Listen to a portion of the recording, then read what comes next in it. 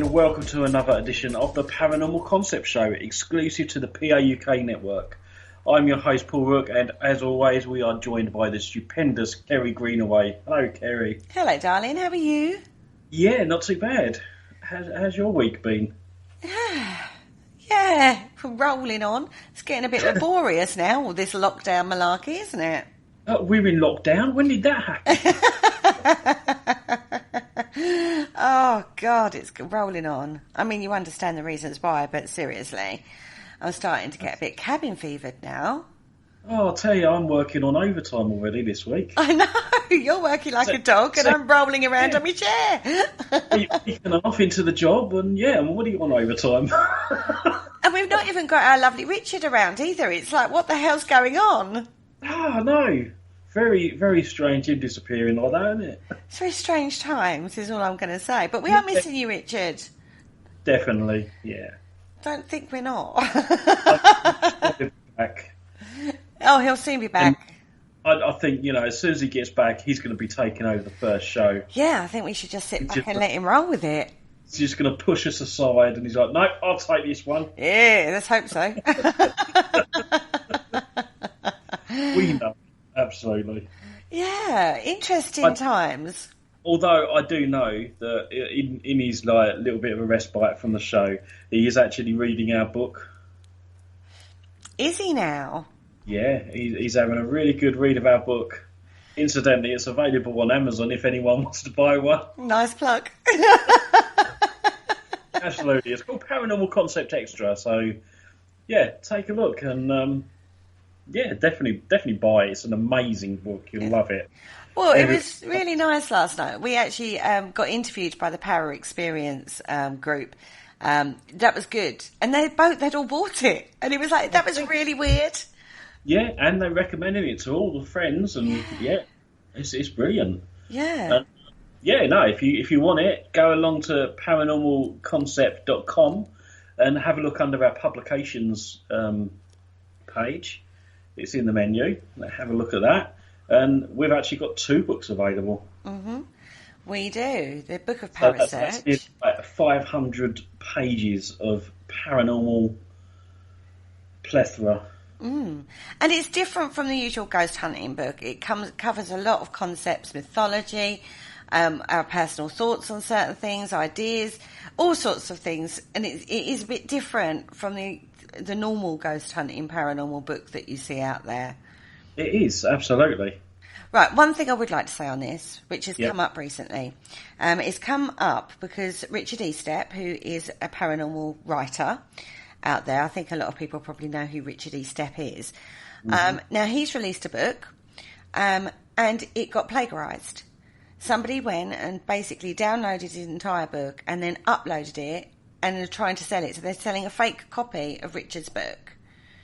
All they've done is change the front cover a little bit. Now, he found 5 different versions of that out there on Amazon.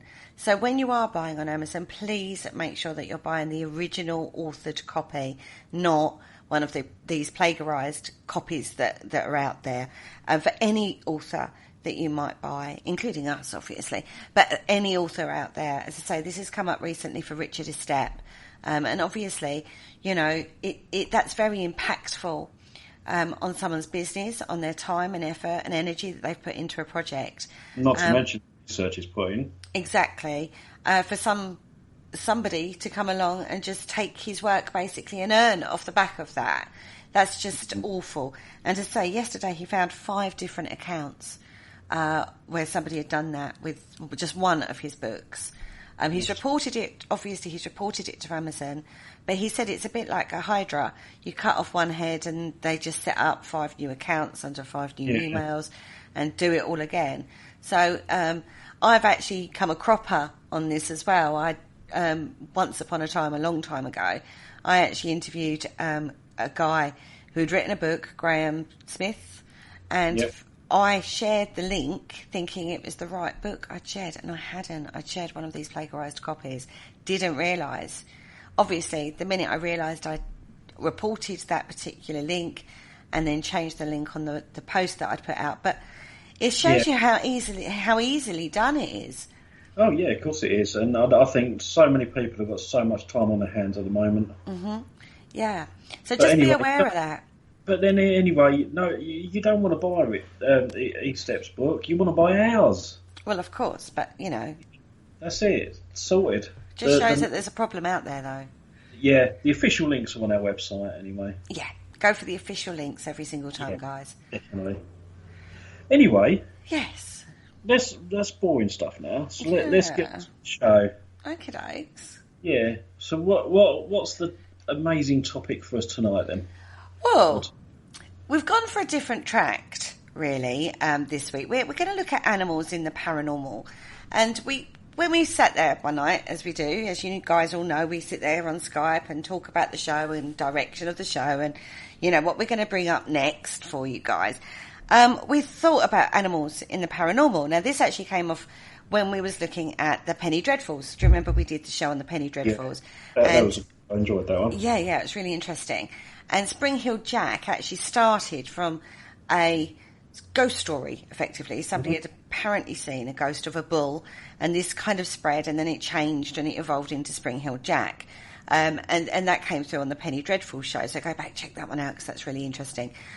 But we got talking. We got talking about this.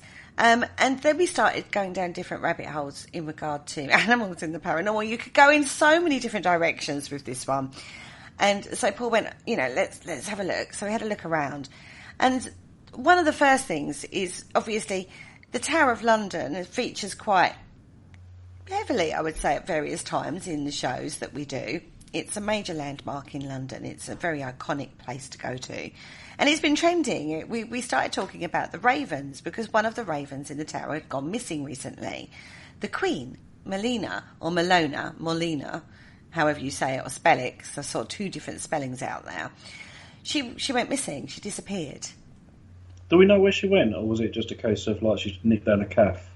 No, well, they think that they go off when they're like poorly. Generally, they won't just like keel over and peg it. They'll disappear off. So they think she's either gone off to die or she got caught by something. But the ravens in the tower are incredibly well looked after, so it's unlikely that she got nabbed by a cat or something like that. And they don't go far because their wings are clipped to keep them sort of like local to the tower. It's not unusual for them to fly off and come back. I mean, obviously they're so well looked after, they know where their bread is buttered, as it were. But she disappeared, so they assume that she's gone off somewhere to die, which is a real shame. It's a bit unfair to blame the tower cat, though. Old Tiddles. I don't know if they've got a cat, actually. They must have. Yeah, Tiddles. Everyone knows that. Not Beelzebubbles like you normally come out with. No, Beelzebubbles is a witch's cat. No. No, the tower cat's called Tiddles. Ah, okay then. Right. Yeah. But there is a myth surrounding the ravens at the tower. The myth is that they should have 6 in residence, otherwise Britain will fall. Yeah. The monarchy will fall. So anyway, this led us down a little rabbit hole on reading this in the media recently. This sort of kicked us off on the animals in the paranormal. So this is where we're going. So we started off with ravens, good old ravens, big black birds, make a lot of noise. Do you know what a group of ravens is called, Paul? Isn't it a murder? No, that's a murder of crows. Oh, okay. I don't know then. It's an unkindness of ravens. Oh, okay, because they're not quite crows. They're not crows. Different bird completely. But they're not. They look like crows, but they're not. So that's why they're that and not a murder. Because maybe it's an attempted murder. No, crows are a murder of crows, and ravens are an unkindness of ravens. Yeah, because they're not quite crows. That's what I'm going. Oh, I see. Yeah, they're not evil enough. Well, I kind of then went down the hole of why. Why is it an unkindness of ravens? Why do we get these group names for animals? There's loads of them. They're weird, some of them. We've even done a category in our quiz nights of these, haven't we? Yeah, we did. Groups of animals. Yeah. Anyway, so I had to look at that. And there is speculation as to the origin of the term. Now, some say it's regarding the symbolic association with witches and death. You know, think of witches and death, think of ravens, apparently. But they're also very kleptomaniac, right? So they'll go into other birds' nests and kick out the eggs, a bit like the cuckoo does. They're a bit like that. Yeah. They don't like... they're quite territorial animals. So if they see another bird in their territory breeding, they'll get rid of it. They're not happy with that. So they do it unkindly. So that's why they're called unkind, because they're unkind to other birds, right? Oh, okay, yeah, that makes sense. I could go with that, yeah. Mm-hmm. Now, this has been researched, though. I love this. Whenever we look at something, we'll find somebody who's done some research on it. The Institute of Research in Game Resources discovered that ravens have a significantly lower impact on population growth of their prey than other predators. So it doesn't. It's a bit poor ravens. Basically, it's like calling them an unkindness. It's not really. They're not that impactful. Right. Okay. Compared to some others that are around. So, you know, it's also could stem from the 19th century belief that the birds were not the most caring of parents. So basically, as soon as the birds, like the baby birds, are even given an inkling of being able to survive on their own, the parents go, off you go then. And sometimes they do that before the birds are ready, before the baby birds are ready. Yeah, but I've seen a lot worse. I mean, isn't there like a species of bird, something like, I don't know, they sort of all breed on top of this giant rock, and it's just a massive cliff drop. And then when the chicks are old, when the chicks are born, they literally push them out and they fall down the side of this cliff. What? Yeah. Where's that? Those nature programs. Well, I have no idea, but I see it on one of those nature programs. Got to be in Scotland Little somewhere. chick is sitting there, and then all of a sudden, his dad or his mum or whatever would just push him off and all the way down there fall. Don't they fly? No, they literally fall to the ground, and they bounce all the way down. And you do. That's exactly what I thought. Everyone that see it, I would imagine, would be in awe at it. But the chicks actually survive. Oh, I know. Ready for the predator. There's probably like a million predators at the bottom waiting for this as well. Yeah. I'm going to have to Google that to see what bird that is now. Yeah, isn't nature cruel at times? Yeah. Anyway, so this is why they're called an unkindness of ravens. That's their collective name. But actually, in the wild, you very rarely see a load of them together. If you see a lot of them together, it's going to be either rooks or crows. Generally, it's Arctic geese that do that. Oh right, okay. Ooh, nasty Arctic geese. Just jump straight off the top, fall miles to the floor, bouncing all the way, and then they get up and walk away. Oh, that was fun. Do it again. Lovely. Right, carry on. So anyway, ravens. Back to ravens. You would see generally in one or two. Very rarely do you see a massive group. In the wild, this is. If you see a mass of them, it tends to be a rook or a crow. Okay? They all look very similar. Not going to lie. It's hard to tell what's a rook, raven, and a crow. Anyway, they don't know exactly when the ravens first came to the tower. There's no record of the very first ones coming to the Tower of London. But now their presence there is surrounded in myth and legend, right? Yeah. Bit weird, because they are generally considered an ill-omened bird. Mm-hmm. But the legend says that at least 6 ravens must remain, lest both tower and monarchy will fall. Wow. Again, no idea why. But in Welsh mythology, the god Bran, the Blessed, is a guardian of Britain. And his totem is a raven.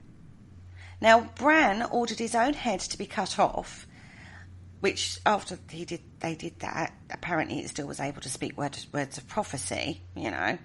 But his head is allegedly built, even buried. I'm going for there. We go with buried under Tower Hill, which is obviously at the Tower of London. Okay.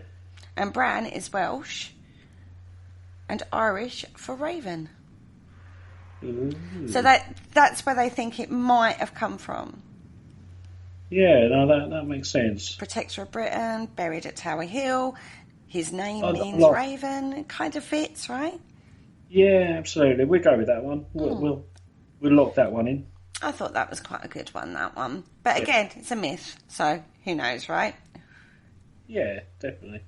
Now, the very first Royal Observatory was actually housed in the northeastern turret of the White Tower. Now, John Flamsteed, who was between the years of 1646 and 1719, he was the astronomical observator. He moaned to King Charles II that the birds were interfering with his observations. Right, so the king therefore said, right, we'll get rid of them then. Ooh. However, Dangerous. very dangerous times.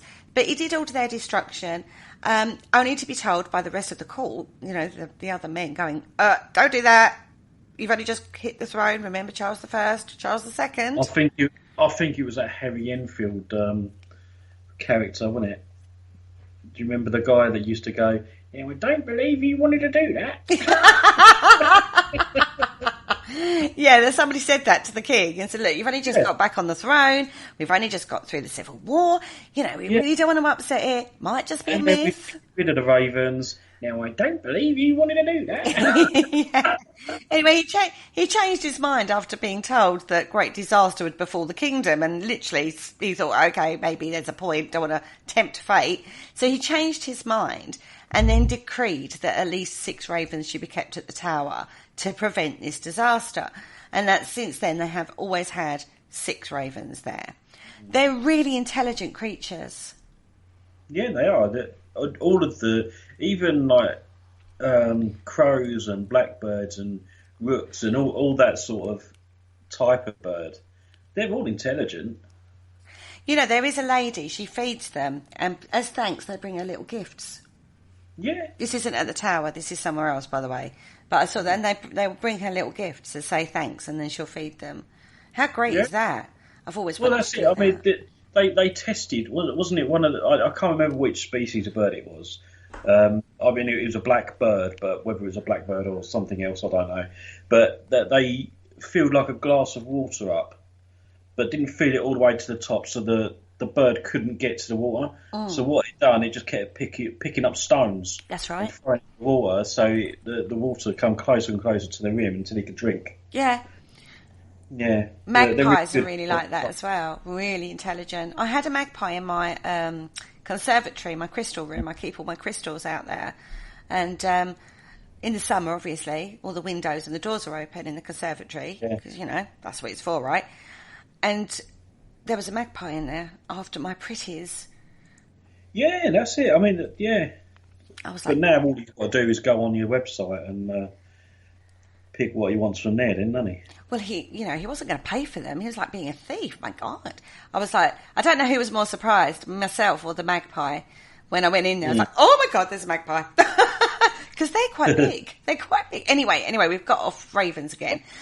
Right, so the ravens in the tower today, this is like real time, are Jubilee, Harris, Grip, Rocky, Erin and Poppy. Oh. And you'll find them housed next to the Wakefield Tower. And there's a specific person called a Raven Master that looks after them. Yeah. Nowadays, they do clip their wings so they don't stray too far. And because of the way it's a bit like when you see birds of prey in the zoos, they'll always come back because that's where they're cared for and fed. You go back to your regular source of food. So now and again during falconry displays, you'll hear one goes like off on a wander, but generally they'll always come back. Yeah, of their own volition. They just go for a little wander and come back. Didn't one of them go to the pub?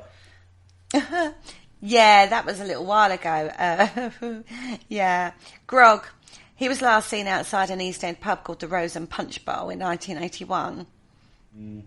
Now, he had been at the tower for 21 years when he did that. He's an obvious drunkard. Typical name, though. Right name, right bird, right? Oh, absolutely. Grog, yeah. But I did find one that was actually dismissed for bad behaviour as well. Okay, what was he doing? He kept destroying the antennae, like the aerials that they've got around the tower.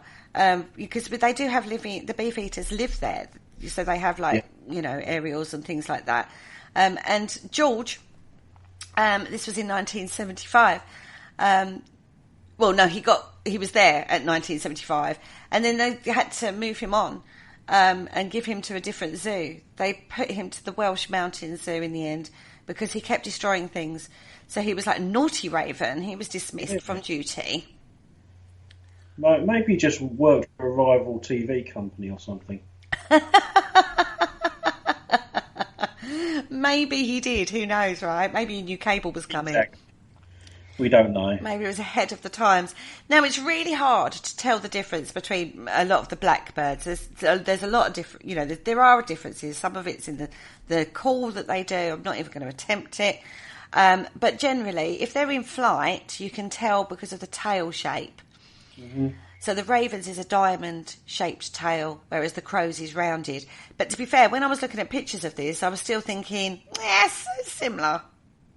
Yeah, just they're black. That's it. That's all you need to know, isn't it, really? But they're all kind of part of the same family. So, and also in the feathers, ravens are black, whereas crows do tend to have sort of an iridescence to them in the right light. Yeah. So there is slight differences to the trained eye, I would say.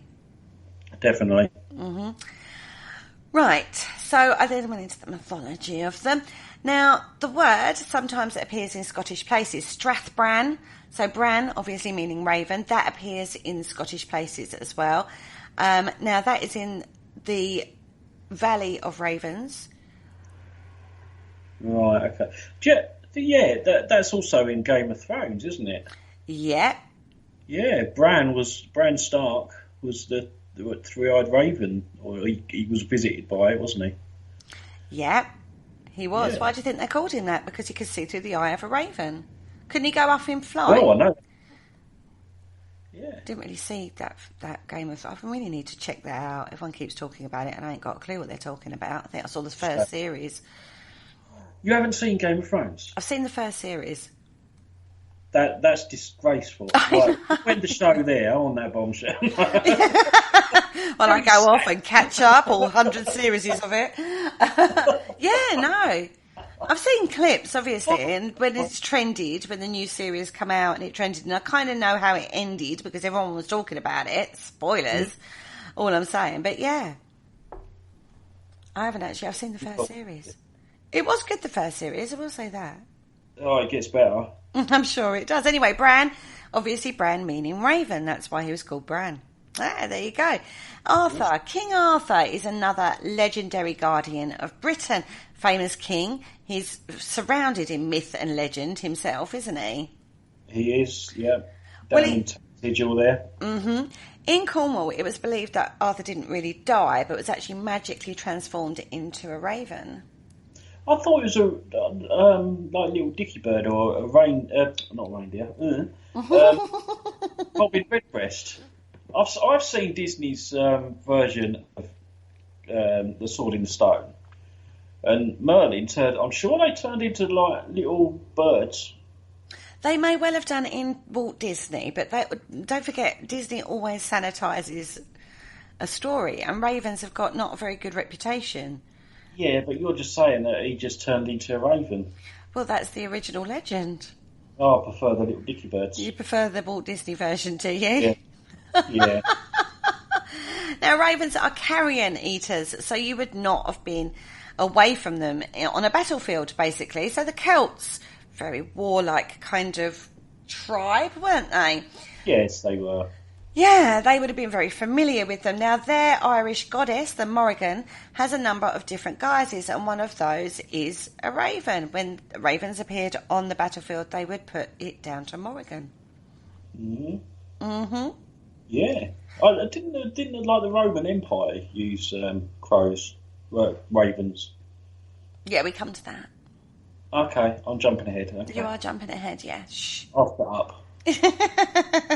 There's a Scottish legend of a hag called...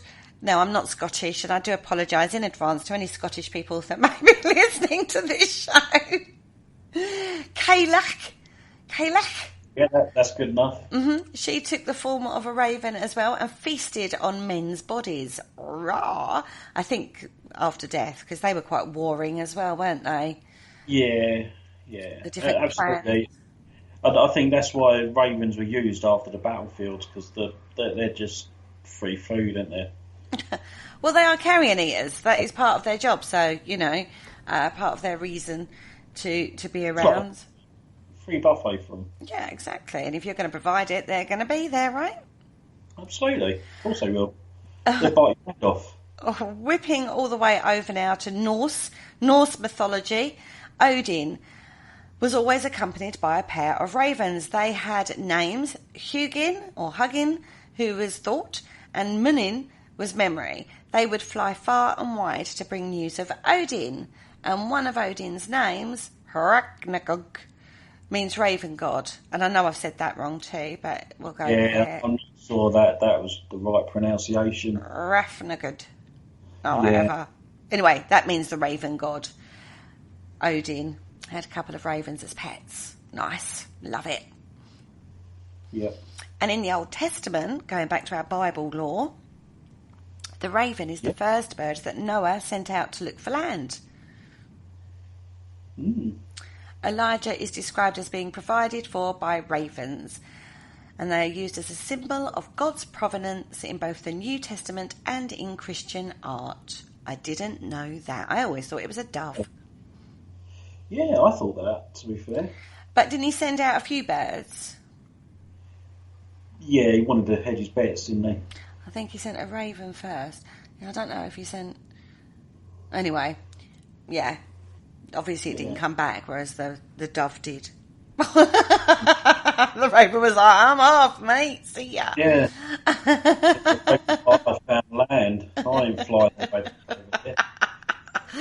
Now, there is a very, very famous poem by Edgar Allan Poe called The Raven. It's quite a long-winded one. It's quite mysterious, actually. If you read it, it's very atmospheric, right? And The Simpsons did it as well for one of their Halloween specials. What, Edgar Allan Poe's poem? Yeah. Did they? Yeah. It was on The Simpsons and they were doing it, and Homer was Edgar Allan Poe, or the character that he was talking about, and Bart Simpson was the raven tapping at his door. You do come up with some information, don't you? I'm just a mindful of it, I tell you. If I ever want pop culture, I always go to Paul because he always knows these things, and I'm like, what? Really? And Doctor Who. Well, you wanted to do a show on the Simpsons, didn't you? Yeah, about their premonitions. Mm. I think that'd be quite interesting. I read an article that they say that the guy who wrote it was a time traveller. Matt Groening. Yeah, he's actually a time traveller. Yeah, no, I don't buy that, but I do see when things happen, like for example the President Trump thing and everything going off about him and being president. It was predicted in The Simpsons, but I'm not so sure that some of it's like photoshopped, especially when there's like posters in the background, sort of like promoting what's going on, or like the premonitions. Mm. I think sometimes people writing it and stuff, and then they go, Simpsons, like, told you that years ago. Yeah, I don't know enough about it to comment, really. I know a little. We get Matt Groening on. Maybe we should. Anyway, back to Edgar Allan Poe. He is an American short story writer, poet, critic and editor who is actually famous for his cultivation of mystery and macabre. Rah. Now, I'm not going to read the whole poem because, trust me, it goes on and on. It's a bit of a snores fest, to be fair. It's interesting. But it is very interesting, yeah. Now, I've got the last verse for you, so I'm just going to give you the last verse. And the raven never flitting, still it sitting, on the pallid bust of Pallas just above my chamber door. and his eyes have all the seeming of a demon that is dreaming, and the lamplight o'er him streaming throws his shadow on the floor, and my soul from out that shadow that lies floating on the floor shall be lifted nevermore. Yeah, the first verse is a lot catchier. There's a lot of verses to it, but I did sort of wonder what he was trying to get at when he wrote that. And he said that he chose to focus the poem on the death of a beautiful woman because it is unquestionably the most poetic topic in the world, and he hoped the raven would make him famous. Well, it is quite famous. Yeah, it's been on The Simpsons. You made it when you made it to The Simpsons. I did come across a lot of cross references actually between the raven and a wolf. Yeah. The cry of a wolf. Have you ever heard the cry of a wolf? I have, yeah. I actually met the wolves they used for Game of Thrones. Did you? Yeah, we went. I went to a convention, Game of Thrones convention, and they had the wolves there. And the second year that we went, they didn't have the original wolves, but they had their cubs. Wolf cubs. So, yeah, little baby wolves. Oh. So yeah, they had those, and they were so much better. I did try and walk away with one under my coat, but they weren't having any of it. No, I didn't have any of it. But when you hear the howl of a wolf, it definitely, there is something about it. It does put your heckles up. Yeah, it does. It is quite freaky. Like the hairs on the back of your neck rise up. Mm. But ravens and wolves are actually quite symbiotic.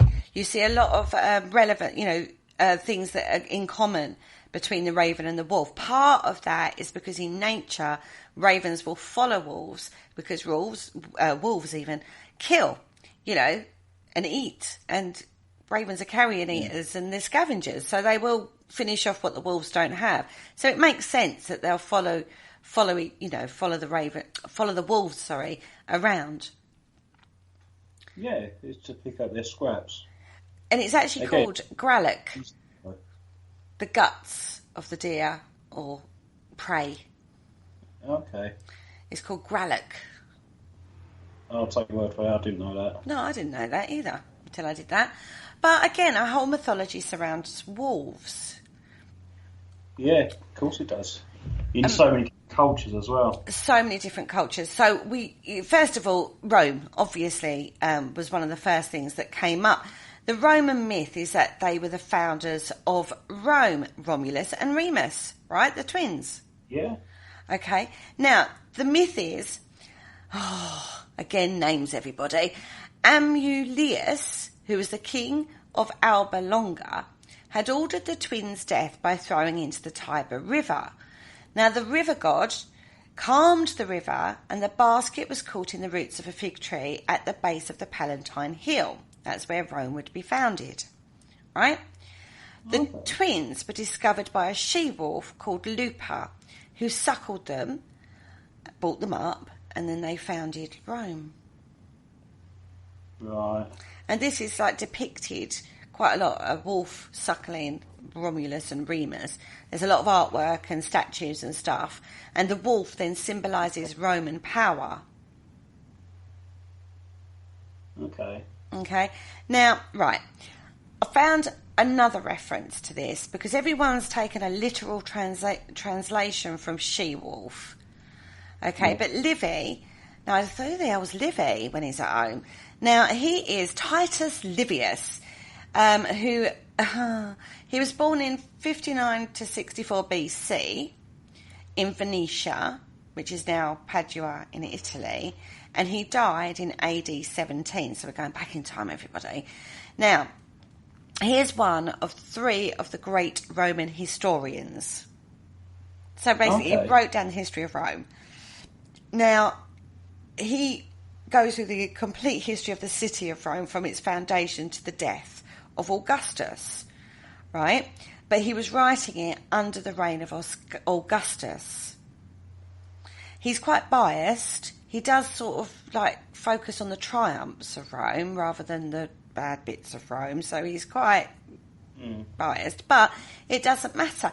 He tells us of a wife of a shepherd who raised Romulus and Remus. Now, prostitutes back in those days were called she-wolf. Okay. So they actually think, or actually, they were called loopers. Sorry, loopers. I'll get this right in a minute. Prostitutes were called loopers. The twins were rescued by a she-wolf, and they think that it was a shepherd's wife that rescued them. And they think because she was unchaste, she was a bit loose, she got the nickname of she-wolf, and that's why the story is now they were saved by a she-wolf.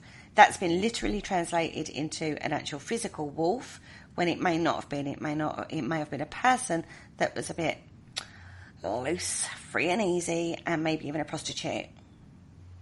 Okay. So we're not 100% sure. It could have been either. Yeah. Right? But it does sort of make more sense, to be fair. It does, yeah. But the depictions in art, it will always be a wolf. And the wolf was the symbol of power. Yeah. So, you know, there was a lot of themes there. And they didn't really want the founders of Rome to be brought up by a prostitute, quite frankly. It's never a good start. No, they wouldn't, I suppose. You know, it's a bit... I suppose back in that period of history, it was like... That was like the job that no one wanted. Mm. It wasn't uncommon back in the day, though. In the ranks, I think. Yeah, but it's not uncommon in olden times to have a nursemaid. You know, somebody who would suckle your child for you. You know, like you would give the child... If you wouldn't produce milk or, you know, you were too high in society, you would hire a nursemaid anyway. So that thought of a baby suckling milk from somebody who isn't their natural mother is not unheard of. Yeah, you'd hire a wet nurse, and that was a Roman idea as well. Yeah, yeah. So you know, so when you think about it, it's not unheard of that wild animals will take over in regards to children, but it's more likely to be. Yeah, I mean, you know, you get all that sort of... You get stories like that in whatever culture. I mean, you know, we had Tarzan, didn't we? Yeah. A group of monkeys. You know, and what was it? What was the other one? Oh, the Jungle Book. That was a story about a child being brought up by wolves. Yeah. Well, was it a panther? No, it was wolves. It was Arcada and Arcada and Raksha, I think. Oh, is that where the scouts get the... Yeah, that's where all the Cub Scouts get their names for it's Jungle Book. Oh, okay. Yeah. Well, anyway, the wild wolf was also a companion to the god Mars, and he was the father of Romulus and Remus. Again, we get this gods coming down and mating with females, which actually, when you think about back to last week's show, that's a theme that's in the Bible as well. Oh, absolutely, and you know that. Yeah, when the gods came down and mated with human women or whatever, they give birth to the demigods. Yeah, because I think Perseus was the son of Poseidon. Son of Zeus, Perseus, weren't he? No, I thought it was Poseidon. I could be wrong. I don't know. I don't know. There's so many of them. They bred like wildfire. But the theme of something above, something from the creator coming down, like a god coming down and mating with a human form is actually. We spoke about this last week when we was talking about the Bible. Yeah. You know, so. You know, Mars did the same. Apparently, he came down, and he was the father of Romulus and Remus. So it kind of makes sense that an actual physical wolf would come to their rescue. rather than a prostitute. But Even then again... Even Hercules was a son of a god. It was Hera, his mum. Yeah, she wasn't a very nice character. No, but he was. A lot of people claim, say his name's Hercules, but there's a lot of conjecture with that because they think it's Heracles instead. Totally different topic. It sounds better. And there is actually, when you look at Roman and Greek mythology, sometimes the names get confused as well. So you've got like the same character but with a different name, or the same god with a different name. Mm-hmm. So you have got like a crossover there. But there's quite a lot of mythology or legends where the Romans would find the wolf coming to their aid as a messenger, like an angel, in a wolf form. Yeah. Right, now when the Romans and the Gauls drew battle, they were having a big fight, right? Yep. A hind, a deer, was pursued by a wolf that had chased it down from the mountains. It fled across the plain and ran between the two lines. They turned in opposite directions. The wolf ran towards the Romans and the deer ran towards the Gauls, right? The Romans, oh my God, it's a wolf. That's like one of our messengers. That's like a god creature. That's like, oh, power of Rome. Opened up their ranks, right? And the wolf passed between them. The Gauls, on the other hand, went, deer, food. Killed the deer. Right? The Roman side then used that against them, basically, and went, that way you get flight and slaughter, and where you see the beast lie slain that is sacred to Diana, whereas on this side of the wolf, who's sacred to Mars, unhurt and sound, has reminded us of the Martian race and of our founder. And I've quoted that from this guy, Livy, because it's quite flowery. Whether or not that actually happened or not, we don't know. But Livy also reports at other times when a wolf would wander inside the walls of the city as a portent, like a messenger, for good or for evil. Now, again, I'm going to quote, a wolf entered the city through the Porta Esquilina, the busiest part of the city, and ran down to the Forum. It then ran through the Tuscan and the Carcernalian, whatever that is, wards, and finally escaped through the Porta Carpena, almost untouched. So, you know, this mythology and this belief system in the power of wolf is quite strong. Yeah, I mean, you said like it's an omen of the good and bad. So basically, if you see a wolf, something's going to happen. You don't know if it's good or bad. So when something happens to you, oh, that's because I see a wolf the other day. Just pay attention, basically. Something big's coming. Yeah. There's a storm on the horizon. I saw a wolf in Tut City. Well, not even something big. You know, you could have quite easily dropped I don't know, one of their pots of wine or something on their foot. That's because I see the wolf the other day. That's what he was telling me. Well, they took this so seriously that every time an event like this happened, they would actually do an animal sacrifice to ward off the wrath of the gods. So whenever this kind of portent was seen, this wolf situation was seen, they would then do a massive sacrifice to help ward off the wrath bit and get the good bit. Yeah. So that's quite interesting. Now, we mentioned feral children. I did actually look into that because that interests me from, because it's one of those, is it nature or nurture? Why people behave in specific ways. And when we look at feral children or children that have been brought up by animals, and there's lots of different types of animals on this one, not just wolves, but we were focusing on wolves for this particular show. You look at behaviour, and where do you learn your behaviour and your sense of conscience from? And if we have no guidance like that, we are living off pure instinct, which you would be in the natural world. Yeah. How does that impact you from your personality and your nature and nurture thing? It's a fascinating topic, but I did find one. It was an Indian kid called Shamdaya. Now he was found in the forest in 1972 playing with wolf cubs. and he kind of resembled them. He had sharp nails, calluses on his hands and knees. His hair was matted, so he wasn't kept. And he was fond of eating chicken, and he craved blood, which he would do if he'd been brought up on kill, effectively. Yeah. Now, he was taken back to civilization, but it was kind of too late. He never learned to speak like a human, but he did understand sign language. Yeah. And in 1978, he was actually admitted to the Mother Teresa's Home for Destitute. He was then his name was changed to Pascal, and he died in 1985. Yeah, I mean, again, that's quite reminiscent of the Jungle Book. And if you do look at the animals, when they find babies or even small children, I mean, look at when that little kid, was it London Zoo? He fell over the wall of the ape enclosure. Yeah. And you had the big silverback or greyback or what they're called. Yeah. Walk over to him and, make sure that he was all right. Give him a little nudge and he knew that he was hurt.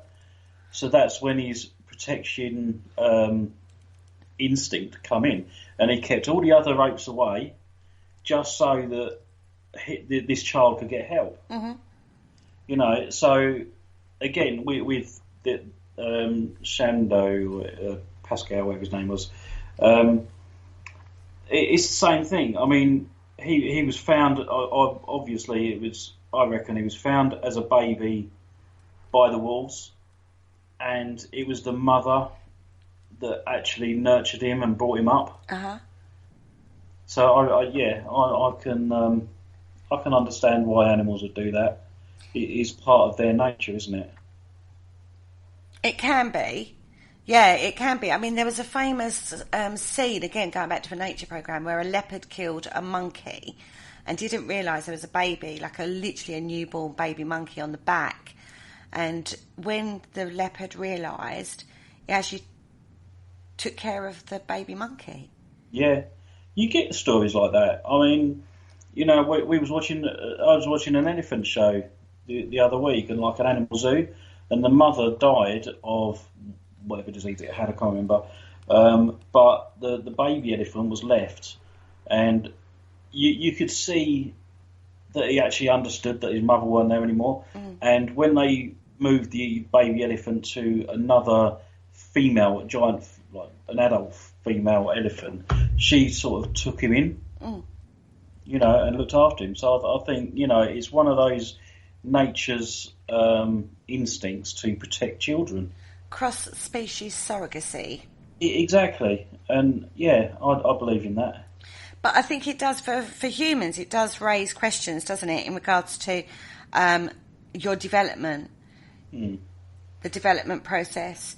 Because, Pascal never was able to develop into, and I'm going to air quote, normal, a normal human. He always had traits. He never learned to speak. He could do sign language, but we see that in monkeys, don't we? Yeah, absolutely. But he was probably better off with the wolves, to be fair. I didn't look any much deeper into that case. There might have been a physical disability as to why he couldn't speak. I don't know. But all his basic needs were catered for. Yeah. Leave him with the wolves. Well, they didn't. Because then we get this thing of we have to take care of our own, and we find one and we look after them. But there's lots of cases. I mean, looking after, because the wolves are doing such a good job. Yeah, I mean, there's lots of cases of feral children out there for different animals as well. It wasn't just. I found the wolf one, obviously, because we were talking about wolves, but there was chickens. There was one where a kid had been brought up by chickens, rabbits, all sorts of things. I mean, some of these are abuse cases where the child is actually put into the chicken coop or into a room with just rabbits. Do you know what I mean? So although they're not actually brought up by them in the wild, they are brought up with them like that animal. There's a slight difference, isn't it? Because there's an abuse situation gone on there as well. But it's fascinating. If you get a chance, guys out there, feral children, go check it out, right? Really interesting. But anyway, I then popped over to Greek mythology. As you do. As you do. Now, there was a very impious and cruel king who actually tried to trick Zeus, who was the king of the gods, into eating human flesh. Now, he wasn't deceived. He was like, I don't think so. I'm more clever than you. And he got a bit annoyed and devastated the earth with Deucalion's flood. Yeah, I think that's obviously what the Christian God got Noah to survive, isn't it? Mm. Now, the king himself, the cruel king, Lycaon, was turned into a wolf. Zeus went, nah, you're going to go wolf style, mate. Yeah. And apparently this story was told in order to explain an extraordinary ceremony that took place in Lycia. Now, this was in honour of Zeus and happened at Mount Lycaeus. I'm really good at these pronunciations tonight, aren't I? Right, brilliant, and you're so much better than I am. I'm not even attempting. Oh, my Lord. According to Plato, we love Plato. Plato is an awesome storyteller. This ceremony was believed to involve human sacrifice, the human giving, symbolising the trying to trick Zeus into eating human flesh, and it involved a human sacrifice. And obviously, lycanthropy, which is assuming the wolf form of a wolf. Now, this rite was allegedly still practised in the 2nd century. Yeah, they even teach them about it in Hogwarts. Hold your horses on that, because we're going to come to that bit. Now, there were also some forms of warriors in Greece that used to wear fur on their feet to represent wolf hoofs, as it were, paws, wolf feet, because it gave them the prowess of a wolf in battle. That's what he told them. That's what they said. Mm-hmm. But that's still, when you think about it in regards to time, 2nd century AD, that's relatively modernish.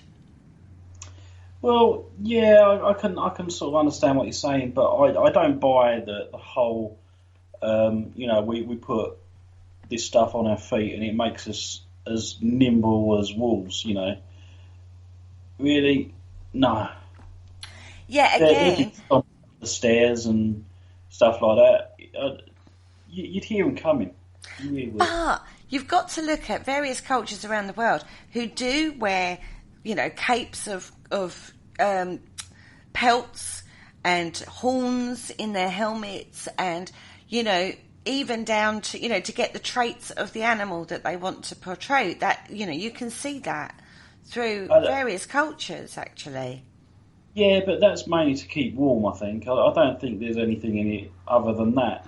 And I mean, with the horns on their helmets, I think that's more indicative of Vikings. But they do believe that they didn't actually have the horns on their helmets. Well, I was going back a bit further. I was thinking of the worship of Kyranos. I think that's his name. I can't remember the exact name. He's god of the forest. Do you know what? It might not. They might have had. It's their equivalent of the beer hats. We've got the hats with the can holders for the beer. They used to drink out of horns, didn't they? They did. Back then. So that's probably what it was. It was a beer hat. Okay. And actually, a lot of Chinese medicine, some of the mythology on that isn't, yes, they believe certain products that come from animals help with certain medical conditions, but some of that is also so you can take on the abilities of the animal, which is something which we find abhorrent in the Western world, but that belief system is still very much alive and kicking, unfortunately. The black market trade in animal parts has endangered a lot of animals, and for us, this is quite relevant. There was actually a TV series in the 80s about a man that could change into different animals. Beastmaster. Was it Beastmaster or was it called Manimal? Oh, I can't remember which it was called. I thought it was called Beastmaster. I think there was a UK one called Manimal. It's got a guy in it from Casualty. Oh, right. Of course, casualty comes in. But when you think about it, we look at China, particularly even recently, the wet markets in China, where they're eating animals we wouldn't even dream of eating, but they just don't have a problem with it. You know, it's food is food. You know what I mean? The fresher, the better, right? Oh, yeah, I've seen some of the stuff they eat. That's rank. For us, it is because we're not brought up with that. But in that, Yeah, I'm not no. saying it's right. I'm not saying I agree with it. But what I'm saying is that is their belief system. Do you know what I mean? They're quite happy to eat. We have domesticised a lot of animals, like the dog.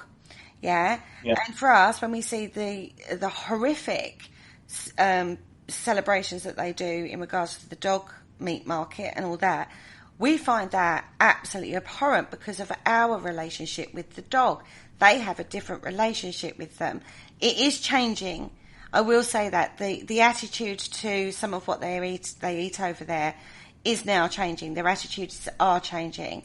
There was a big dog killing festival that's actually been shut down now. They won't do that now.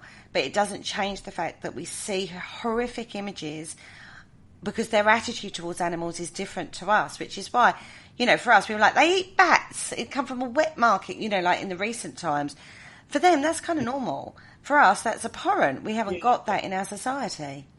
It's that, I mean, okay, I can understand about the dogs, you know, but no, that's not what I was thinking because I actually understand that. But it's the scorpions and spiders, and tarantulas, and especially like in like who you was talking about, they have eggs with baby chickens in them, and they eat them. But that's normal to them. Yeah, I couldn't think of anything worse. No, I can't either, and I would dread going there on a holiday and knowing what to order because you don't know what you might get. Yeah, but again, you know, I've often said to you, like jokingly, I actually wonder what went through the mind, why this bloke thought suddenly, oh, look at that garden snail. I wonder if that tastes nice. And then born was escargot. Wow. Or even like cow's milk. Yeah. It's like, see a baby cow drink the mother's milk and thought, oh, I'll have a taste of that. Or maybe that came from desperation. You know, we've said this many times, inspiration comes from adversity. If you've got a baby that's screaming and crying and you're not producing milk and you're in the middle of nowhere, but you have got cows and you know that the calf will drink the mother's milk, maybe that's where it came from originally. They tried the baby with the cow's milk and that's, boom, milk industry. You know, who knows? You know. Yeah, but they come out with goat's milk and... Yeah, but again, if that's all you've got is a goat and you need milk for a baby, then you try it, don't you? Yeah. If you've got a problem. Anyway, we've got well off topic on this. But anyway, this... Oh, dear. Bring back Richard. We stay on topic a lot more is all I can say. Anyway, this ceremony involved a human sacrifice, right? And, you know, about assuming the form of a wolf. And it was still practiced in the 2nd century. And on that note, we're actually going to take a break. Before we go into the second half of the show, we're going to have a little bit of a closer look at lycanthropy. Oh my goodness. We'll be right back after this.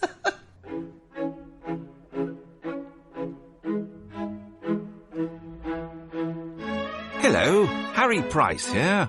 If there's nothing me and my friends enjoy more here on the other side, it is to sit back and relax and listen to the Paranormal Concept Show, right here on the PAUK Radio Network. Broadcasting a plethora of interesting and informative content for all your paranormal needs. Find them across social media to keep up to date with forthcoming shows and all their other adventures. Hello, is there anybody there? And welcome back to the Paranormal Concept Show, exclusive to the Paranormal UK Radio Network. Now, before the break, we definitely need Richard back because we go off topic a hell of a lot without him, don't we, darling? No, we're doing all right. Everything's linked to the wolf, and yeah, that's fine. We just found some interesting facts out there that everyone should know. Especially when they all play Trivial Pursuit and they get a question on it and they go, oh, Paul told me about that. This is true. This is true. Yeah. So we're going to have a little bit of a deeper look at lycanthropy, which is basically werewolfism, right? It is, absolutely. Yeah. Now, again, it's unclear exactly when and where the legend originated. Some people, scholars mainly, believe the werewolf made its debut in the Epic of Gilgamesh. Now, that actually was, I believe, if I remember rightly from my dragon lore, where dragons first come up too. Okay. Right? That's a fascinating topic in itself, the Epic of Gilgamesh. It's a bit long-winded, though. And basically, Gilgamesh jilted a potential lover because she had turned her previous mate into a wolf. How disrespectful of her. Yeah, see, I don't bother with that. But I do think, obviously, because I've got this medical background, there is that condition. It's hypertrichosis, if I remember rightly, and that's we get to that. Werewolf syndrome. Yeah, that's where it's come from. Yeah, we get to that. Don't worry, we've covered it further down. Okay. Now, they also emerged in early Nordic folklore. We've already talked about Odin. But the saga of Volsung tells the story of a father and son who discovered wolf pelts that had the power to turn people into wolves for 10 days. Now, obviously, the father and son thought this was a good idea, donned the pelts, transformed into wolves, and went on a killing rampage in the forest. Oh. As you do. And their rampage ended when the father attacked his son, causing a lethal wound. The son only survived because a raven gave the father a leaf with healing powers. Ravens again, see? That's nice. That's nice. And wasn't it, in a nursery rhyme, wasn't it Red Riding Hood? He was supposed to have a pelt that turned him into a wolf. He had werewolfism. So the wolf and the granny, it wasn't actually a wolf, it was her little Red Riding Hood's bow, as it were. Or is that something completely different am I thinking of? No, I've got a vague... what you saying there, I've got a vague recollection of that, but I don't know if it... Was it Red Riding Hood? I don't know. It could be. Yeah. Anyway, I'm sure that's the grim version of it. Yeah. It was her bow that was sitting there rather than it being... Anyway, what big teeth you've got. We'll have to do grim stories. Yeah, we are going to have to look and see how they got sanitised over the years with grim. I do feel that is important at some point. Anyway, so, that was in Nordic folklore, with the pelts transforming them into wolves, and the father ended up causing a lethal wound to the son, and the raven gave the father a leaf with healing powers. Brilliant, right? Now, many werewolves from centuries ago were actually serial killers. Okay. Right, so, it kind of got blamed on werewolfism when actually they were just serial killers. France actually has its fair share, because in 1521, Pierre Burgot and Michel Verdun swore allegiance to the devil, apparently, and claimed to have this ointment. The devil gave them this ointment that turned them into wolves. Great excuse, that one. It is, isn't it? They confessed to brutally murdering several children. Doesn't that then become an act of God? Well, it's not God, is it? It's the devil. No, but he's the god of the underworld or whatever, isn't it? So it'll be an act of God. Who's the god of the underworld? The devil. Oh, yes. Well, yeah. No, because he's not considered a god, is he? I mean, Hades. Hades was a god of the underworld. Nicely pulled out of the memory banks there. Yeah. Except this is in France in 1521, not in Greek mythology. It's the same thing. Well, the guys both got burned to death at the stake, and burning was actually thought of one of the few ways to kill a werewolf. I think fire is the main way of purging most mythical beasts, mythical beasties off the planet, really. Yeah, I think fire's pretty much a conclusive one. Mm-hmm. Now, Giles Garnier, known as the Werewolf of Dole, was another 16th century Frenchman whose claim to fame was an ointment with wolf morphing abilities. According to legend, as a wolf, he viciously killed children and ate them. God, they did a lot of killing of children back in these days, didn't they? And yeah, he they too. did a bit. Maybe he was one of the copycat killers. Well, it does make you wonder, doesn't it, with the ointment thing from the devil? Yeah. But he didn't prosper on that one, but he didn't get away with it either because he was burned to death for his crimes as well. Now, here we go. We go into were they mentally ill? Were they acting under the influence of hallucinogenic substances, or were they just simply serial killers? Yeah, I think maybe they were just serial killers that were trying to explain logically why they would do it, and they're just going to the extremes for doing it.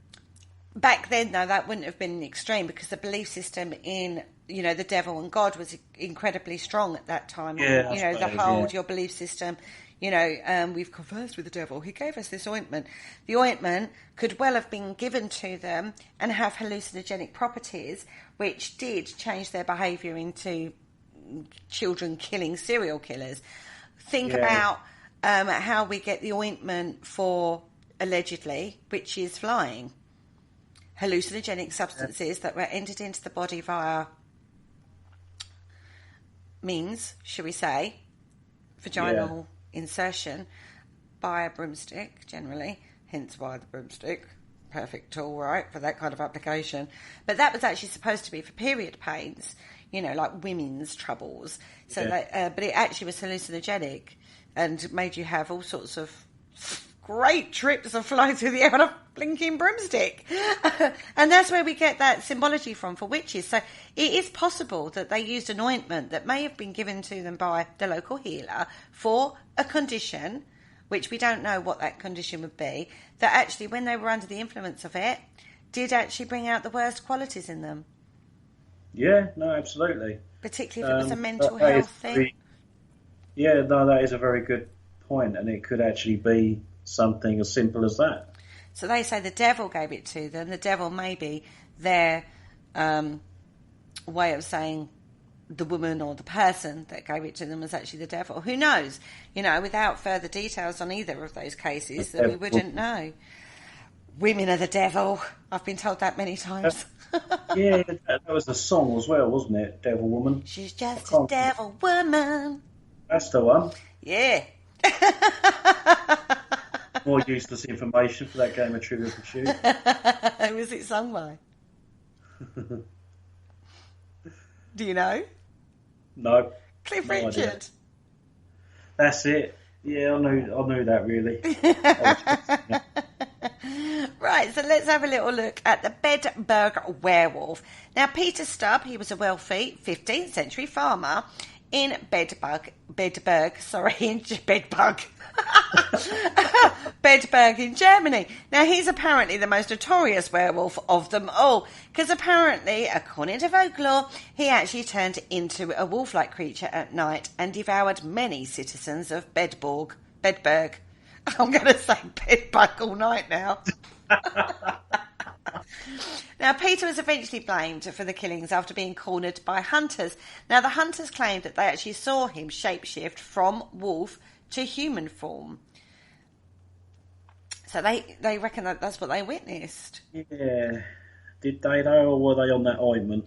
I was thinking, though, on this one, right, it's almost like a Jekyll and Hyde character.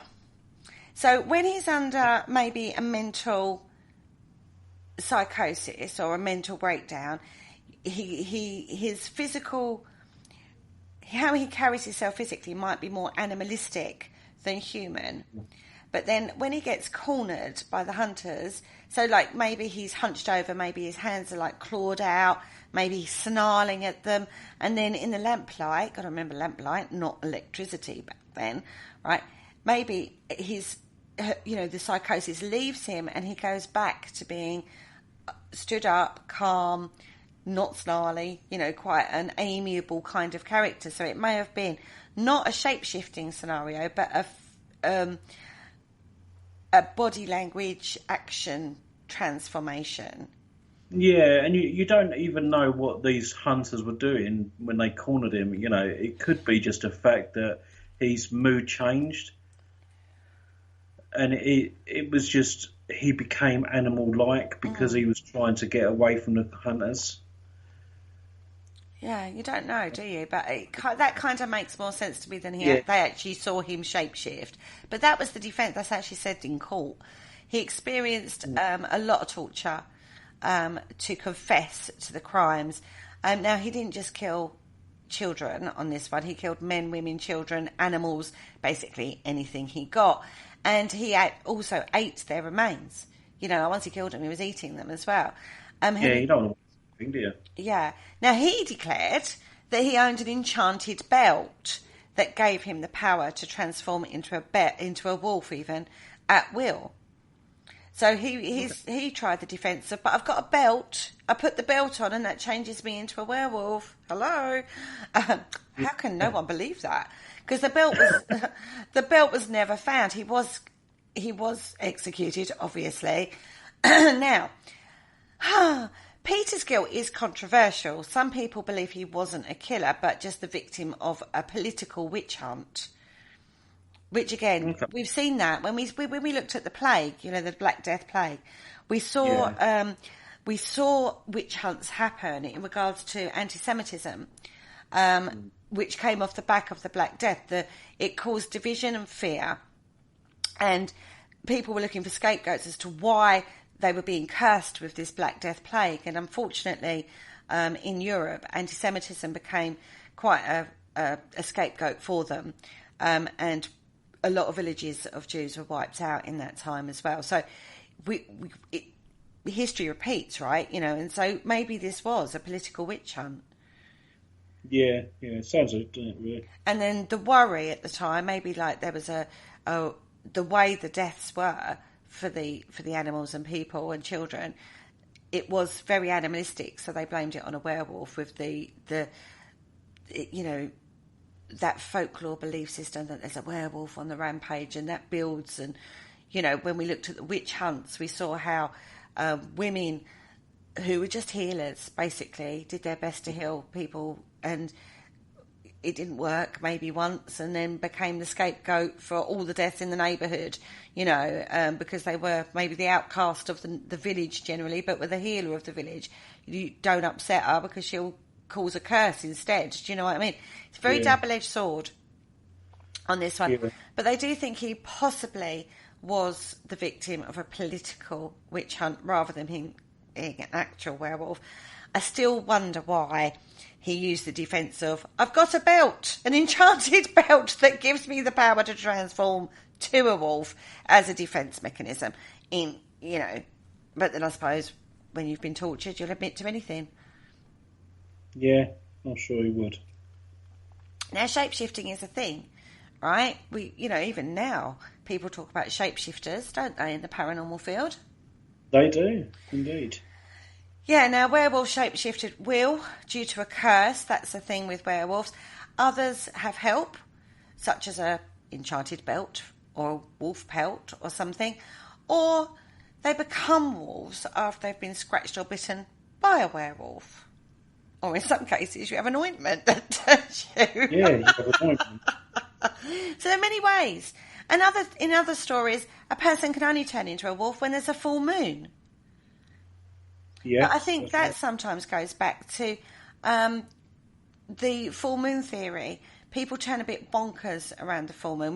Having said that, we've just had the wolf moon, the wolf full moon, haven't we? Have we? Okay, I'll take your word. Yeah. It was last Thursday. We had the full wolf moon. God, I have to separate those words, otherwise I get a bit blah, blah, blah with them. But full moons kind of have got this mythology around them themselves regarding wolfism, that people turn into. They're more aggressive. They're more mental health breakdowns happen under a full moon. You know, people act weirdly, or they get wiped out by the energy of a full moon. Now, there was a study done between the August of 2008 and July of 2009, right? There were 91 violent acute behavioural incidences at a hospital. Right, this was the Australian Cavalry Mater Newcastle Hospital. God, that's a mouthful. He's a bit in it. Right, so this is one particular hospital, and they took it from August of 2008 to July 2009 to see if this is true, whether the full moon actually does have an effect. And there was 91 incidences at the hospital, and 23% of that happened during a full moon. Okay. So there is some sort of scientific basis on that then? Well, I don't think you need statistics to back that up, because you talk to any service person or medical person and they always kind of go, is it a full moon? Yeah, I must admit we do that as well. So I do think it's like sort of an unspoken, not necessarily proven kind of thing that goes on. Yeah. But 23% under a full moon is, bearing in mind, you look at how many full moons happened in that period of time, you know, how many instances happened. You have to break that down a lot more into statistics, I feel. Because what they don't tell us is that out of those 91 incidences, how many of those maybe fell on a Friday, or how many of those fell on a Saturday. Forget the full moon in that. You need other statistics to garner how the 23% is in fact important. Because you could find that 50% of that happened on a Friday. Do you know what I mean? Yeah. So to get a kind of valid balance of stats, you need all the information. You can't just look at one thing. But 23% did happen during a full moon. So anyway, that's a different. When you look at figures and statistics, you do have to kind of bear in mind exactly what the statistic is looking at against what data and what time period, and a lot of demographics involved in that. So that's one thing I would say, actually. It's all well and good people throwing facts and figures out, but you have to have all the information as to where they got that figure from, which, again, is quite relevant for today, right? Absolutely, yeah. Now, some of the behaviour that they experienced from the patients who had these incidences were displaying wolf-like behaviours such as biting, spitting and scratching. Now, they did say that most of this was under the influence of drugs or alcohol at the time, but they weren't quite sure why they became that intensely violent when the moon was full. Mm-hmm. So out of those 23%, they've then looked at the incidences that happened on the full moon and gone, well, you could put them down as wolf-like. We have got drugs and alcohol involved, but we kind of don't know why why they've gone to that level of intensity in their violence, and they've put that down to the full moon. Yeah. No, I can understand that. Again, with the medical background, I've noticed that myself. Uh-huh. Now, we have another feral child. Now, this is like from a medical perspective. Peter, the wild boy, in 1725, he was found wandering naked on all fours through a German forest. Many thought he was a werewolf, or at least raised by wolves.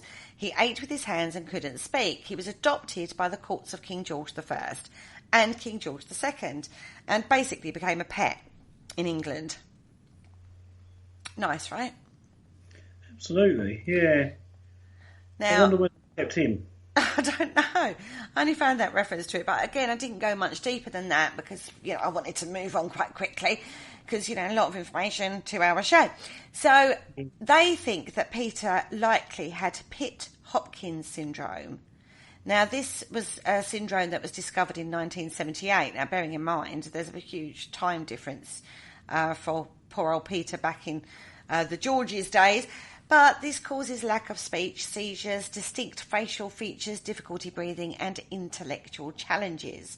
So that's what they think he had when they examined that case. Okay.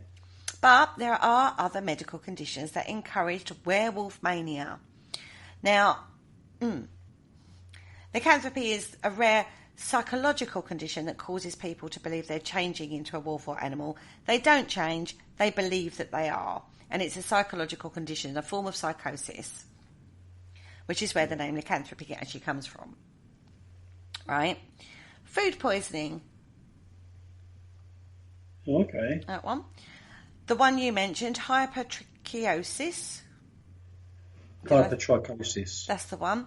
That causes excessive hair growth. And if you think back to the P.T. Barnum show, there was a kid and a man that he had on show there called Wolf Boy, wasn't there? Yeah, there was, yeah. Mm-hmm. Rabies.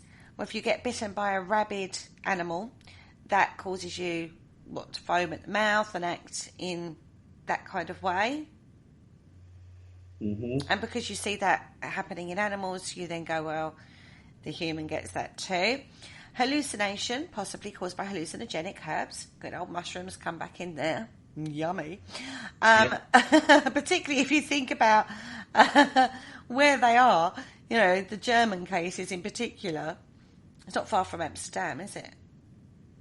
No, it's true. Well, it's probably miles away. It's my geography again, it's probably. But it's the same landmass. Yeah. And it is known also that people use werewolves and other mythical beasts to explain the unexplainable. Right? That's taken as read. We always put our frame of reference, isn't it? Yeah, exactly. Again, it's all down to frame of reference. Most believe that werewolves have got nothing more than pop culture these days. Give me some famous Hollywood movies that you've watched to do with werewolves. American Werewolf in Paris. Mm-hmm. American Werewolf in London. Yeah. Oh, God, there's so many of them. You've got the Wolfman in your research. Mm-hmm. Obviously, Harry Potter is. Oh, God, I'm trying to think. It's a bit like vampires, isn't it? Yeah. There's cult following for werewolves. Twilight as well, wasn't it? Twilight, yeah. Oh, that was a good film. I love that film. Everyone goes, oh, it's awful. I loved it. Yeah, it's awful. I might have to. They've got on Netflix recently. I might have to watch them. Oh, dear. Sorry, everybody. I do like a cheesy. Now, they've got this cult following werewolves the same as vampires do. But there are still werewolf sightings reported every year. Believe it or not, it's true. How do they know? I mean, is this like an American thing, or is it like all over the world? It tends to be. It does tend to be more the Americans, but it tends to get more now. It's a werewolf. It might just be Bigfoot. Well, I think the thing what you have to look at or consider there is now we wouldn't necessarily call it werewolf. We call it shapeshifter. So when you start looking at some of the accounts, you would put it down to shapeshifting, not necessarily werewolf. But we have a homegrown werewolf. Yes, we do. Now, this actually happened local to me. Yeah. Southend-on-Sea. Yeah. And it's known as the Southend Werewolf. Now, this is a very strange tale. Now, William Ramsey, lovely, gentle, mild-mannered, nice guy, right? Well, apparently so. I've never met the geezer. In general life. Now, the first inkling of trouble came when he was actually 9 years old. He was playing outside in the back garden. He began to feel strange. Now, this is in 1952. Now, he says it feels like an icy blast of frigid cold comes over him. So he's like got this cold sweat going on. And then he smells a foul stench. And it's that strong, it makes him want to vomit. Now, at that point, he reports that he only had two things on his mind. One was running away for a life on the ocean wave, and wolves, right? Now, he was close to the garden fence, and it was only the calls of his mother that brought him out of what had gripped him. But in between all of that, he was filled with intense and pure rage, right? Adrenaline is flowing through his body at this stage, so he now has like super strength for his age. He uproots a fence post and the fence is still attached. He's swinging it around like a club. The parents didn't know quite what to do about this, to be fair. This 9-year-old child then starts to gnaw on the wire meshing with his mouth. The parents run for the hills. They're like, what the hell are we going to do with our child? But then literally, it leaves him as quickly as it comes. Interesting. Right, and that was when he was 9. That was the first incident. Yeah. Now, it didn't happen again. So, it was like an anomaly at that time. But 15 years later, by then he'd grown up, got married, he's got 3 kids. He was in the first 2 years of his marriage. He was actually had really bad nightmares, and the dream was the same. Results ended up the same as well. He always woke up in a cold sweat, had feelings of dread and unease, and he was always like, it was like he was witnessing this from 2 steps behind. He was never, it was never him, but he was always sort of like removed from that. But he was always, this was always the same dream, the same feelings, and his wife would turn to face him and run away in extreme terror. And it was only in 1967 that those dreams ended. And then after that, he woke up one night to hear what he thought of a panting wild animal inside the bedroom, but then kind of found it was himself. Now, this kind of, at this point, you think, because he's got that separation going on now, you kind of think maybe split personality, or it kind of sounds a bit schizophrenia, where you have something external of your body influencing your behaviour. Yeah. But that was it. After this period of time, this went away. And again, nothing happened for 15 years. Now, 1983. He's out with his mates at a local pub. No problem, right? Several drinks later, he began to feel some icy chills. Again, he's thinking, uh-oh. So he goes to the loo toilet and looks in the mirror and sees a wolf staring back at him. Okay. So he thinks, I better go home. Had a bit too much to drink. So on their way home, without any warning, he suddenly begins to growl, turns to his fellow passenger, both of his hands are twisted into claws, and he tries to bite the leg of his friend. The driver didn't panic. Calm friend.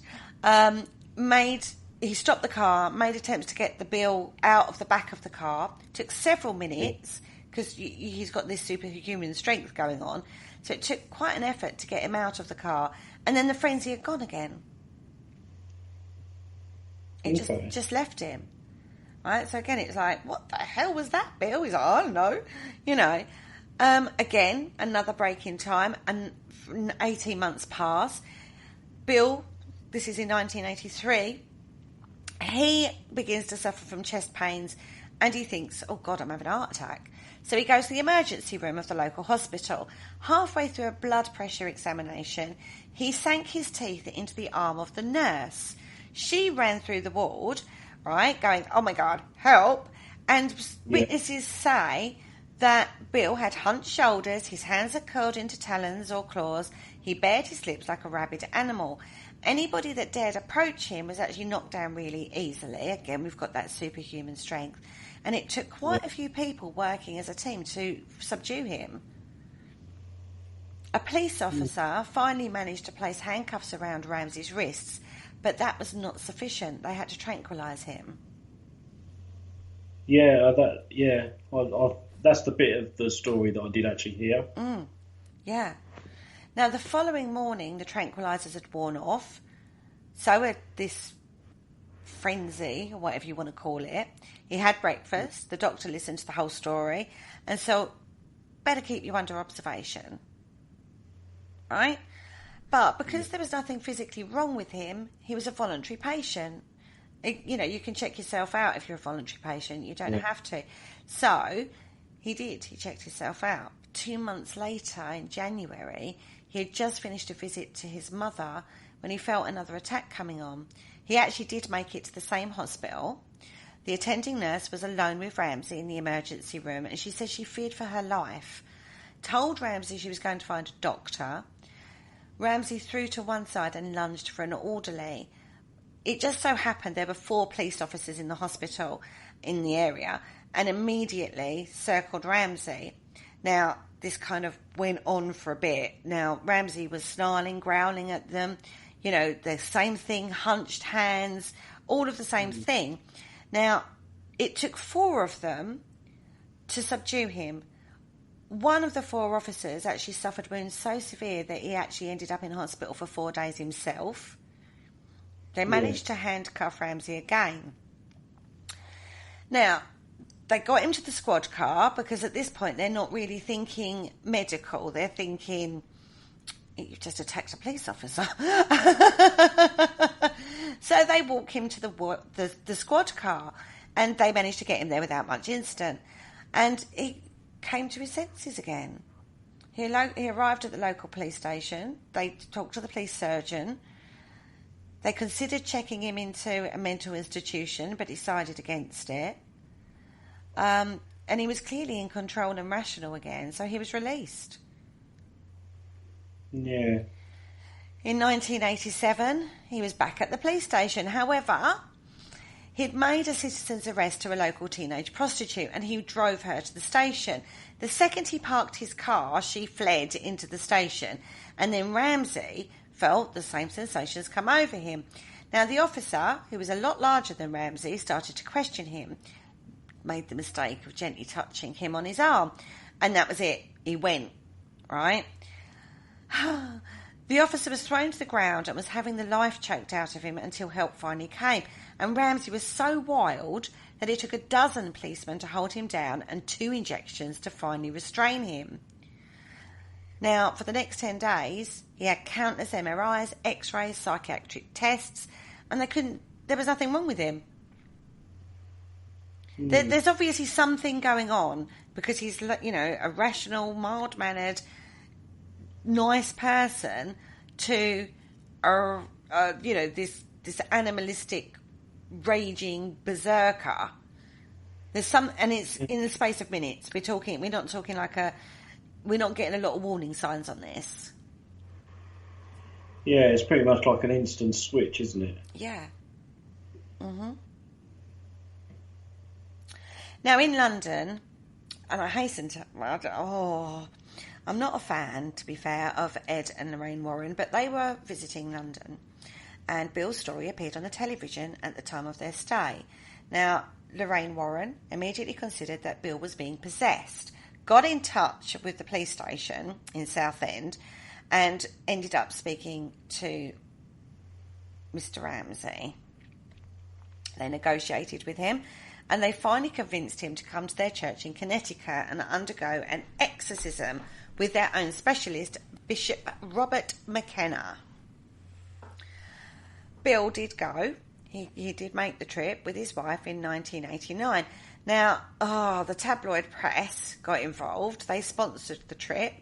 The night before the exorcism was due to take place, Ramsey tried to strangle his wife while she slept. Bless her.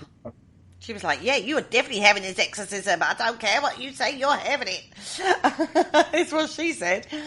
Now, when it began, Bill wasn't actually very impressed. The service was being conducted in Latin, and for half an hour, nothing happened. Then all of a sudden, Bill took on an entirely different appearance. His face contorted, both his hands formed claws, and McKenna commanded the demon to leave. The full force of werewolf fury descended on McKenna one time and then disappeared for good, and the whole event was recorded on film. Wouldn't mind seeing that. It is out there. I've not seen it. So okay. Look. I'll have to find it and share the link to the page. Now, his last public appearance, Bill Ramsey this is, was actually in 1992 when he updated his progress, and basically, just before the exorcism, the transformations were increasing in both frequency and seriousness, and that kind of was what drove him to go for the exorcism. Since he had that, there have been no incidents recorded. Right? That was about 15 years ago now. So that was in 1992. So what's 15 years on 1992? I'll let you do the math on that. Oh, I'm no good at maths. Having a laugh, ain't you? That brings us pretty much up to now, Yeah. doesn't it? So that's 8 years, and Yeah. then we're on 2021, or 2020 really, innit? So yeah, we're just over that. So, and we've not heard anything from Bill Ramsey since then. No. So it obviously worked. But then there were long gaps in between. So was he possessed? Was he possessed by a wolf or a hashtag demon? I don't know. I really don't know what the matter with him was, but it's an interesting story, definitely.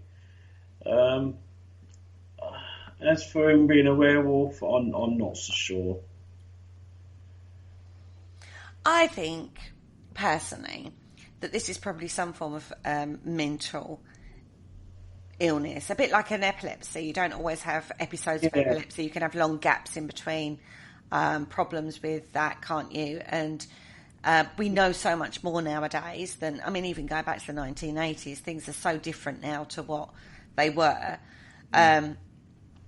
You know, when people are... I know him. I do know him, unfortunately. One of my local characters who is an alcoholic, but when the police come for him, because he's a bit of a rogue character, when they try and arrest him, he is superhuman strength. It takes several of them to bring him down, and that's not werewolfism. That is just him going into an adrenaline-filled rage. Yeah. You know, that is alcohol-induced, I'm not going to lie, but it proves that you don't have to have werewolfism and necessarily to have superhuman strength. No, absolutely not. Do you know what I mean? When you're full of adrenaline, it's amazing. You see women lift cars off babies. There are instances of that before now, under extreme stress and tension, and there's been an accident or something, and you see people perform superhuman strength things under adrenaline. It's an amazing thing we have in our bodies. Adrenaline, it can work for you, it can work against you, but it's that fight or flight kick, isn't it? Yeah, Although I would say, with looking at these instances, there's no trigger there. It just seems to come over him. But he does act in other ways, like the clawed hands, the hunchback, the snarling. He almost goes to an animal state. Yeah. They call it the werewolf. You know, they call it the werewolf of Southend. But that's only because they haven't got another name for it. But it could be it's just brain switches into pre-social times of fright or flight, and the adrenaline that's filling him, he's into a fight mode without... I'm trying to explain... I don't know, but I'm trying to see maybe a possible reason rather than it being possessed by a demon. Do you know what I mean? Yeah, definitely. Because I do find Ed and Lorraine Warren questionable at times. Yeah, I mean, I don't really buy into the whole thing that they were going on about, and especially with the movies that have been coming out left, right, and centre. You know, I don't buy that either. I don't know. I really don't know about this one. No, I don't either. Don't quite what to make of it. But if they did, okay, let's flip the coin. Forget medical, forget it being a condition. What if he was possessed? At various times. Yeah, he was a werewolf. And the exorcism did work. Maybe. Who knows? Yeah, we'll never know. You know, I've been seeing a lot of this actually out on the social medias as well, like even from some high people in the paranormal of there's no such thing as demons and it's all Zach Baggins hype. But when we spoke, you know, it is a belief system, but every belief system has a lower level energy that is working in either a normal way, like not negative or positive, neutral, that's the word I'm searching for there, a neutral way, which could be good or bad. Why have we got this mythology if there's nothing at all to it? Have we just made this all up effectively to explain our surroundings, you know, to make sense of our surroundings, do we make things like that up for ourselves, or is there something to it? You know, when you invoke in regards to manifestation techniques and you see results from that, we've even heard from, you know, our producer, our lovely producer, Andy Mercer, that when he's done work in certain ways, like occult ways, it seems to have had an effect. Yeah. We've even witnessed that when we've done, you know, when he's been out with us and we've invoked certain things. And what happened was strange. It wasn't groundbreaking demons coming out the woodwork, but the natural effects was very strange. Coincidence? Yeah, I must admit, I do like Andy coming out with us because, you know, he's got that background in occult. And I actually like to experience that. You know, so when we get him to come out, I've always asked him to bring his, like, the bone whistle thing that he's got. Yeah. I find that absolutely fascinating. And it really does bring, like, a strange atmosphere, and it does work. But then is that because we're expecting it? Yeah, you believe it because it's from somebody you trust and have faith in. Yeah. But even he himself, you know, his day job, he's you know, he's a psychiatrist in real life. He's very good at psychology. He knows his stuff. You know, he's not given to flights of fancy. No, that's right. And when you talk to people that work in this way, they're invoking, I'm going to put air quote, entity. I'm not going to label them demon, but entity, which is not of this world, not of the physical world as per se. And having done it myself, it does seem to have an effect. The sequence of events is interesting. Yep, sure is. So, and that's what I find fascinating. And that's where you find fascinating. It's so easy to go, no, there ain't no such thing as demons, or there's no such thing as elementals, or there's no... But until you've worked in that way, you can look at it from different angles. And this is the worry, isn't it? This is why people become so dismissive, because they'll approach it from a psychological way and go, well, you've primed your mind and you're pulling up, you know, archetypal types from a deep subconscious, you know, and all that sort of thing. So you can kind of explain it from a psychological perspective. Yeah. But when you're seeing effects actually in the real world, you know, like in the reality side, it does make you question it. Yeah, it does. It does. But we can't go much further, basically. Now, we have to talk about Fenrir Greyback. Now, he was a werewolf, in Harry Potter. I love Harry Potter. Yay. He was notorious for savagery and preference for attacking children. You know, again, the same themes coming through, right? But obviously, J.K. Rowling, in the Harry Potter books, if you actually go a bit deeper, there's a lot she's included from older folklore and mythology and woven it into her tale. Now, Fenrir Greyback was a leader in his community and strived to infect as many people as possible, which is how come Remus Lupin ends up having the werewolf problem, right?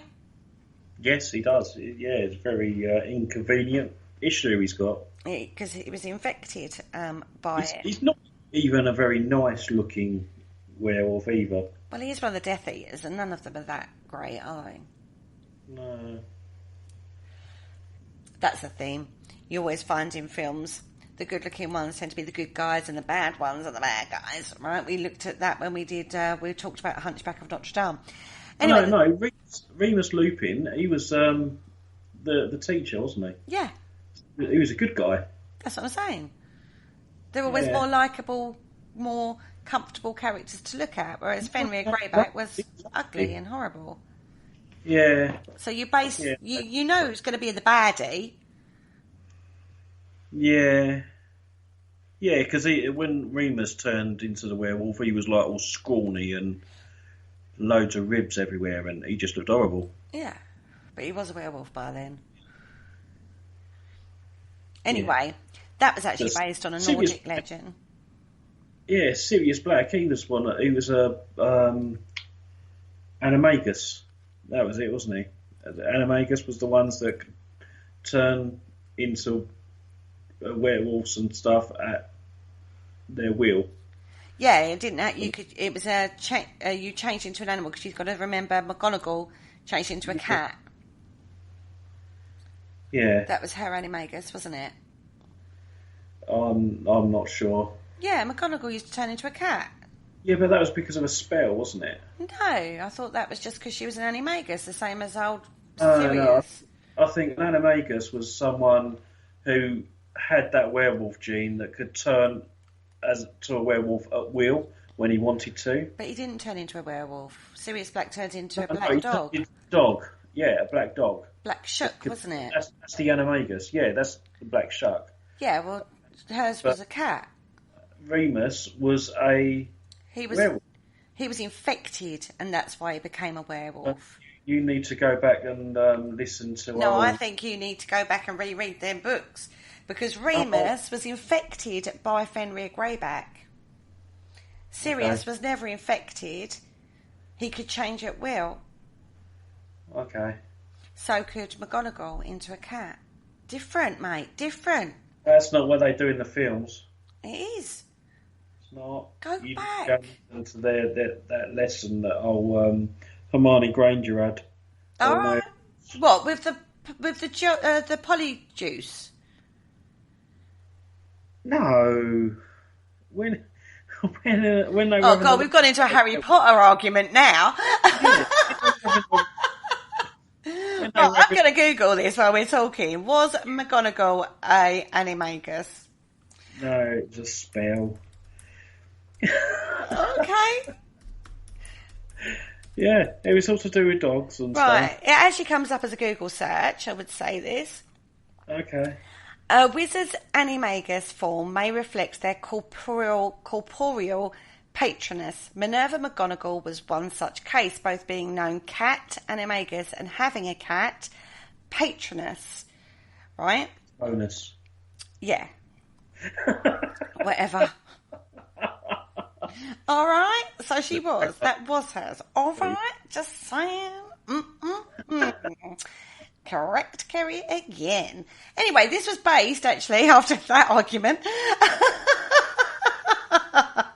You can see how our Skype calls go overnight, can't you, everybody? Yeah. We have many of these discussions. This was actually based on a Nordic legend. Fenrir was also called Fenrisulfur. Again, pronunciations. He was a monstrous wolf of Norse mythology. He was the son of the talking of demons, god Loki and giantess Angerboda. I can say that one. Yeah. Fearing Fenrir's strength and knowing that only evil could be expected of him, the gods bound him with a magical chain made of the sound of cats' footsteps, the beard of a woman, the breath of fish, and other occult elements. When the chain was placed upon him, Fenrir bit off the hand of the god Tyr. He was gagged with a sword and was destined to lie bound to a rock until the Ragnarok, doomsday basically, when he will break his bonds and fall upon the gods. So the gods are a bit worried because when Ragnarok, or whatever is that word? Ragnarok. That's the one. A little bit worried about that. Anyway, according to one legend or one version of the myth, Fenrir will devour the sun. In Ragnarok, he will fight against the chief god Odin and swallow him. Odin's son Vidar will avenge his father by stabbing the wolf to the heart, according to one account, and tearing his jaws asunder, according to another. Fenrir figures prominently in Norwegian and Icelandic poetry of the 10th and 11th centuries. And they all are a bit worried of the day when he breaks his chain. Yeah. There you go. Fenrir. Yeah. Based on a true legend. End of the world stuff. End of the world. Okay, so Ragnarok. Yeah. That's something I've heard recently. Is that Marvel or DC? That's Marvel, isn't it? Marvel. It's Marvel. It was Thor Ragnarok. So Thor Doomsday, basically. Yeah. Okay, that's how I've heard it. It's like the end of Asgard, as we know it. It's the end of the world as we know it. Yes, it is. And on that note, we've actually come to the end of the show. Oh, dear. Right. We don't want any Harry Potter comments. Thank you very much. Off the back of the show. But it does show that the legends of the raven and the wolf flow through folklore and mythology quite a lot, really. Yeah, it does. And it's fascinating because I came up with so much from so many different cultures. Yeah, but we've only scratched the surface because it goes into so many other cultures as well. Oh, yeah. Like the Red Indians, Native Americans. Yeah, I didn't even go down that road. I literally stuck to the Western, sort of like Europe and England sort of areas, really. I didn't go further afield, and there's a lot more to it. So if you're interested in ravens or werewolves, then I suggest you go and do a little digging yourself. Yep. Find the whole thing very fascinating, to be fair. Mm-hmm. We're going to continue next week on the theme of animals in the paranormal, but we're going to go for a slightly different angle on that one. Looking forward to that. So join us next Tuesday for your usual dollop, there's a word, of Paranormal Concept Show. On that note, say goodnight, my darling. Good night, my darling. Good night.